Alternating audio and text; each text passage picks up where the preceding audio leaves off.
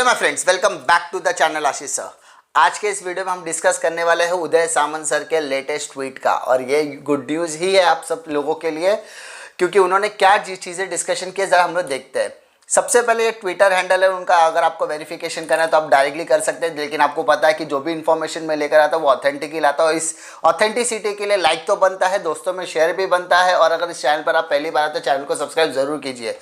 तो उदय सामंत सर के Twitter handle पर आप जाओगे तो यहाँ पर अभी आधे घंटे पहले उन्होंने 2 लेटर को ट्वीट किया हुआ है। 2 लेटर को उन्होंने पोस्ट किया है, एक इंग्लिश में एक मराठी में। तो मैं इंग्लिश के लेटर को वहाँ पर पढ़ के दिखाने की कोशिश आपको करूँगा। क्या एक्सप्लेन किया उन्होंने ये लेटर लिखा है यूजीसी को लिखा है। ये लेटर उन्होंने यूजीसी का यूनिवर्सिटी ग्रांट्स कमीशन को लिखा है, और यहाँ पर उन्होंने क्या बातें कही। पहले पैराग्राफ में उन्होंने कहा है कि 29 अप्रैल को यूजीसी ने गाइडलाइंस जो इशू की थी वो सारी गाइडलाइंस को हमने अडॉप्ट करने की कोशिश की है, और महाराष्ट्र लेवल पर अपनी स्टेट लेवल कमेटी को भी हमने बैठाया था। दूसरे पैराग्राफ में उन्होंने डिस्कशन किया कि हमने यूजीसी की गाइडलाइंस को सारे के सारे स्टेक होल्डर्स से डिस्कशन किया। स्टेक होल्डर्स का मतलब होता है university chancellors, principal, professors, student council, parent council, ये सभी लोगों से हमने डिस्कशन किया। और उसके बाद हमने कुछ रिकमेंडेशन, उसके बाद हमने कुछ गाइडलाइंस बनाई थी 6 मई की मीटिंग में।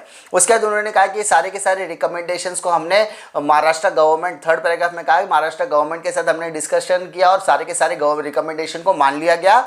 और इस वजह से जो भी ग्रेजुएट, अंडर ग्रेजुएट स्टूडेंट है, पोस्ट ग्रेजुएट स्टूडेंट है, एक्सक्लूडिंग मेडिकल, एग्रीकल्चर सेक्टर के जो स्टूडेंट हैं उनको छोड़ के बाकी के सारे FY, SY और जो नॉन फाइनल ईयर के स्टूडेंट्स हैं उनसे रिलेटेड डिस्कशन, मतलब उनसे रिलेटेड एग्जामिनेशन डिस्कशन करने के बाद डिसीजन ले लिया गया।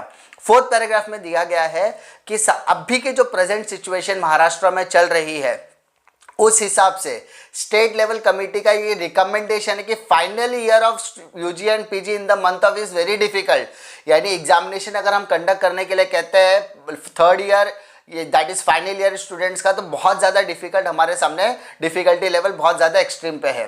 तो मेरा यानी इन view of covid pandemic situation in Maharashtra, तो हम लोग ऐसा रिकमेंडेशन आपको करना चाहते हैं कि जो 8 से 10 लाख के स्टूडेंट हैं उनकी सेफ्टी मेजर को ध्यान में रखते हुए, या सोशल डिस्टेंसिंग को ध्यान में रखते हुए, उनकी हेल्थ को ध्यान में रखते हुए, उदय सामंत सर का स्टेटमेंट है कि भाई मेरा ओपिनियन ये कहता है कि इस साल हमें फाइनल ईयर की एग्जामिनेशन कंडक्ट नहीं करनी चाहिए।